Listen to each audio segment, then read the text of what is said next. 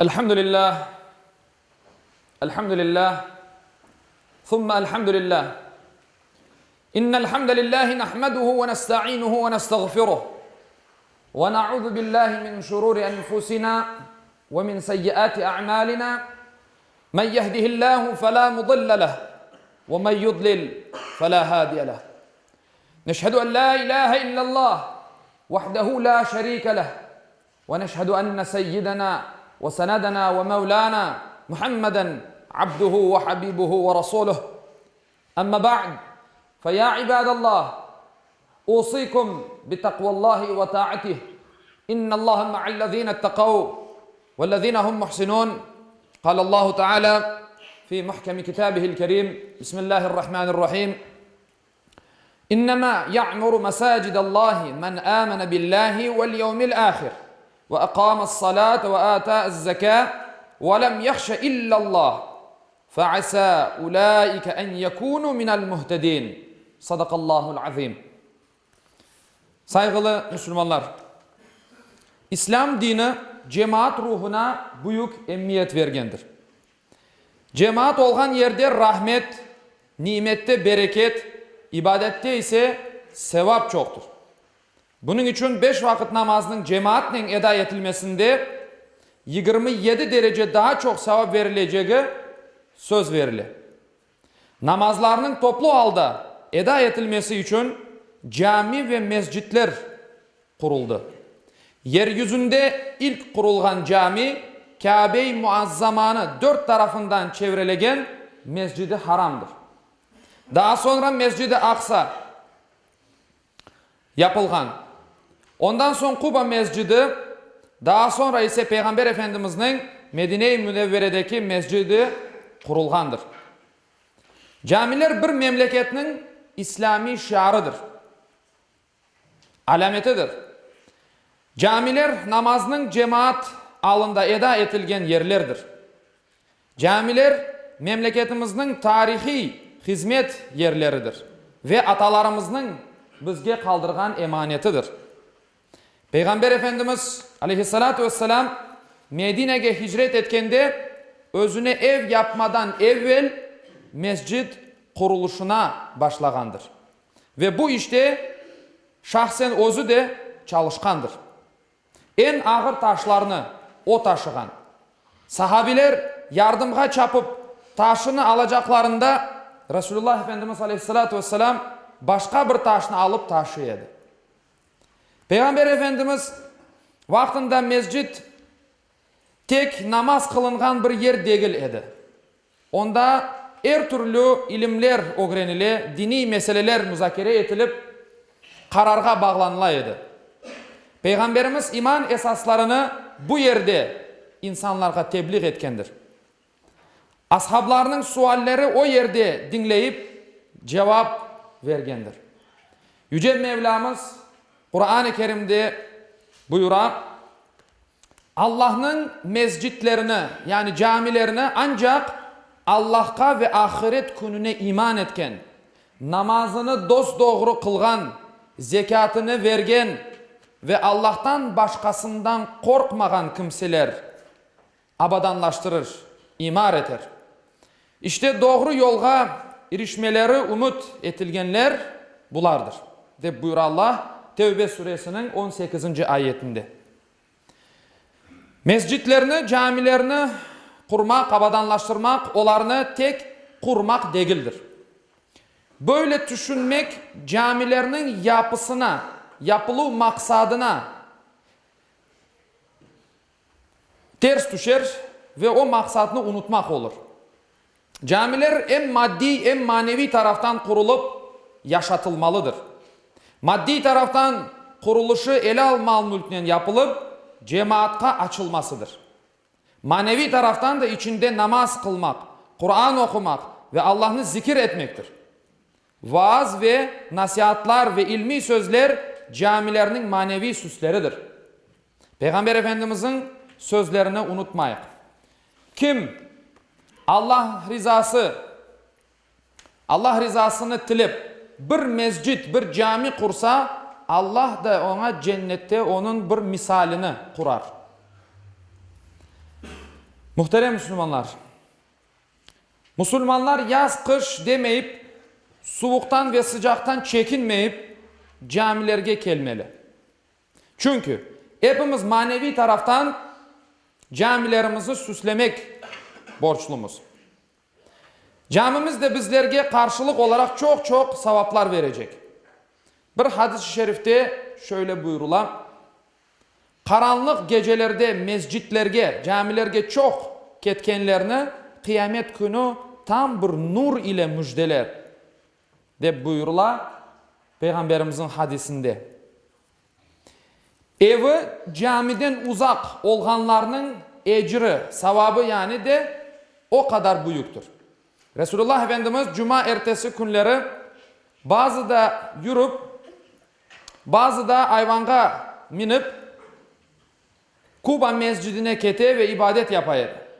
Bu sünnetle amel etmek için Abdullah bin Ömer de aynı şekilde hareket etti. Hazreti Ömer, Allah ondan razı olsun, şöyle aytkan: mescitler Allah'ın evleridir. Namaz kılgan bir mümin o yerinin ziyaretçisidir. Yani o yerinin misafiridir. Ziyaret olgan, ziyaretke kelgenge elbette ikramda bulunacaktır. Yani bu yerde demek isteyi ki camiler Allah'ın evidir. Camige kelgen Allah'ın misafiridir. Misafirlikке barganımız vakit insanlar oğumuzge aşlar, sular koyalar, bizge ikram eteler. Bizler de Allah'ın misafiri olsak elbette ki Allah tarafından onun karşılığını mutlaka alacakmız. Atalarımız Kırım topraklarına kelgen vakitte İslam'dan terbiye alganları için ilk yapmağa tırışkan şeyleri cemaatka cami yapmaktır. Bizim vazifemiz de bu yolunu devam etmek, camilerimizge sahip çıkıp sayılarını arttırmak ve bütün camilerimizni cemaat ile doldurmaktır. Unutmayık, cemaat olmayan camiler boynu bükük, oksuz ve gariptir. Kafesinin kıymeti bülbülle ölçülü. O bülbül kuşundan kıymet kazana. Camilerinin süsü, dülberligi, neşesi de cemaattan gelir. Mescid-i Haram, Mescid-i Nebevi ve Mescid-i Aksa'dan başka bir camide namaz kılmak için yolculukka çıkılmaz. Çünkü mescitlerinin değeri hep aynıdır. Kebir camide mesela eğer misal verilecek olsa, kılıngan namaz ile ufak koydaki cemaati ile ufak camide kılıngan namaz ile aynıdır. Yalnız bir mesele var. Cemaat çoklaşkan cez elbette ki onun sevabı da daha artar. Bir kişi olarak namaz kılmak var. 3 kişi olarak namaz kılmak var. 200-300 kişi olarak namaz kılmak var. Ve Mescid-i Haram'da binlerle, milyonlarla insanlarla namaz kılmak farklıdır. İbadet olarak elbette ki aynıdır ama sevap olarak, derece, mertebe olarak aynıdır. Farklıdır bağışlarsın. Müslüman insan olarak bizler camiye gelgenimizde urbalarımız temiz olmalıdır. Çoraplarımız tertemiz olmalıdır. Yaz vakti yaklaştı, bahar geldi, güneş parılday, herkes soyula. Camiye gelme usulü da biz bunu unutmamak gerekmiz. Elbette ki çorapsız namaz kılmak dini bir yasağı olmasa da ama sağlık ve temizlik cihetinden buna dikkat edilmesi gerek olan bir husustur. Bizler abdest alamız, ayakkabımızı giygenimizde ayaklarımız işte ondan son kokmaya başlay. Bizler de o caminin palaslarına baskandan son o koku yapar. O yerde secde yapkan insan sıkılır. Peygamber Efendimiz Aleyhisselatü Vesselam cemaatini sıkmamak için, cemaat rahatsız olmaması için mesela camiye kelgende sarımsak aşamasın dedi. Yani cemaat hiç de rahatsız olmasın. Yapan ibadeti huşu içinde olsun dep bularını bizge aytkandır zamanında. Bizler de bütün bularını koz ogune alıp bularını uygulamaga hareket eteyik. Buna dikkat eteyik, ayırayık. Çünkü bayağı mühim meselelerdir. Bizim dinimiz temizlik üzerine kurulgan bir dindir. Temizlik imanın yarısıdır dep buyurgan Peygamber Efendimiz Aleyhissalatu vesselam. Onun için dinimizin yarısını en azından saklap alayık. Allah-u Teala cümlemizni Allah'ın evleri dep sayılgan camilerimizni sık sık ziyaret etken, cemaatga koşulgan, yani birlik beraberlikning bir faktoru olgan da cemaat bir araya kelmektir. Cuma namazı bizlerini bir arada toplagan bir ibadettir. Birlik beraberligimizge büyük bir katkıdır. Cami toplangan yerdir, ibadet için toplangan yerdir. Cemaat ise bir kişiden çok olgan insanlar. Bütün bu sözler, cami, cuma, cemaat, bular tamırları bir olgan sözlerdir. Bizim birlik beraberligimizni Allah-u Teala daim eylesin. Cami kurmak büyük bir sevaptır. Alı vakti yerinde olganlar, Livatki, bilesiniz Ahmetçit'in çıkışında güzel bir cami kuruldu. Onu da kurgan bizim Kırım Tatar halkından olgan bir adamımızdır. Ne kadar güzel, ne kadar onda kırıp namazını kılgan insanın sevabı o insanga da kaytacaktır. Sadaka-i cariye degen bir anlayışı biz bilemiz. O anlayışka sahibiz. Ölümden son bile bizim amel defterimizni kapatmayacak amellerdir, işlerdir bunlar. Allah-u Teala bu şuurda olgan, camilerini kurgan, o camilerini toldurgan, o manevi muhitini oluşturmak için o caminin elinden kelgenini yapmaya tırışkan kullarından cümlemizden eylesin inşallah. Ve ahiru davana enilhamdülillahi rabbil alemin. Ela inna ahsanel kelam ve ablagan nizam. Kelamullahil malikil azizil allam. Kema kâlallahu tebâreke ve teâlâ fil kelam. Ve izâ kuri'el Kur'an fastami'û leh. Ve ansitû leallekum turhamun. Bismillahirrahmanirrahim. İnned dîne indallâhil islam. Sadakallâhul azim.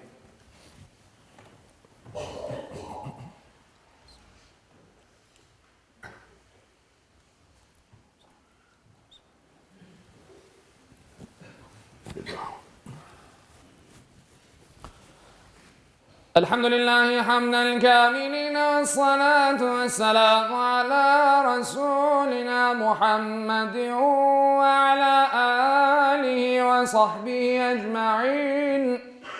تعظيما لنبيه وتكريما لفخامة شان شرف صفيه فقال عز وجل من قائل مخبرا وآمرا إن الله وملائكته يصلون على النبي يا أيها الذين آمنوا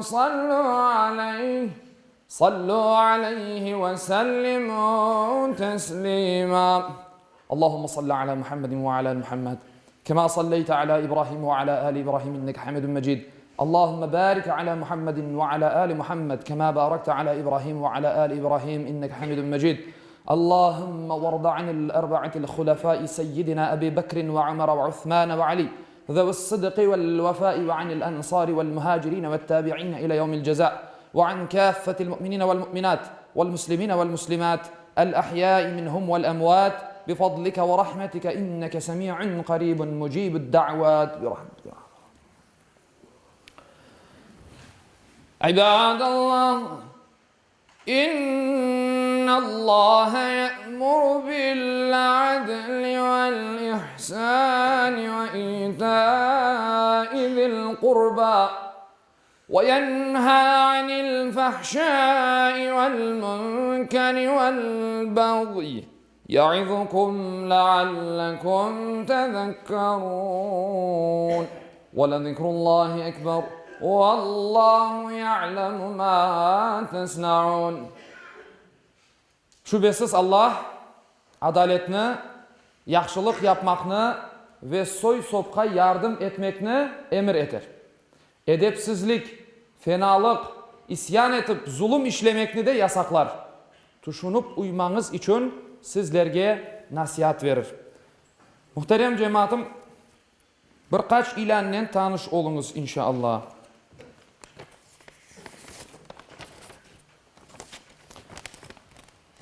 Kurtmollayev Asan degen bir dindaşımız, vatandaşımız 24 yaşında kanser yani rak gartani degen bir hastalıkka tutuklandı.